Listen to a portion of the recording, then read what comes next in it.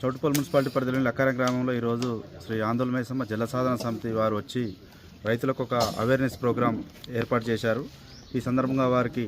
లక్కారం చెరువుకున్న ప్రాముఖ్యతను తెలియజెప్పే విధంగా లక్కారం చెరువులో నీళ్లు ఉంటే చౌటుప్పల్ మున్సిపాలిటీ చుట్టుపక్కల ఒక 20 కిలోమీటర్ల పరిధిలో తాగునీటికి సాగునీటికి ఎలాంటి డోకా ఉండదు. ఎందుకంటే ఇప్పుడున్న పరిస్థితుల్లో రానున్న వేసవి దృష్ట్యా చాలా తీవ్రమైన నీటి ఎద్దడి ఉన్నందున ఇదే విషయమే మా గౌరవ శాసనసభ్యులు మునుగోడు ఎమ్మెల్యే గారిని రాజగోపాల్ రెడ్డి సార్ని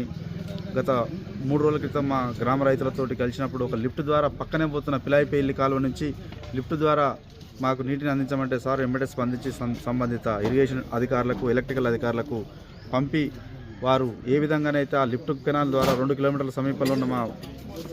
కుంటకు ఏ విధంగా అయితే వస్తుందో దాని మీద కూడా సర్వే చేపట్టారు. వారికి సందర్భంగా ధన్యవాదాలు తెలియజేస్తూ, అలాగే ఈ జలసాధన సమితి వారు కూడా మా గౌరవ ఎమ్మెల్యే గారిని శ్యాంప్రసాద్ రెడ్డి ఇంజనీర్ గారిని కలిసిన సందర్భంలో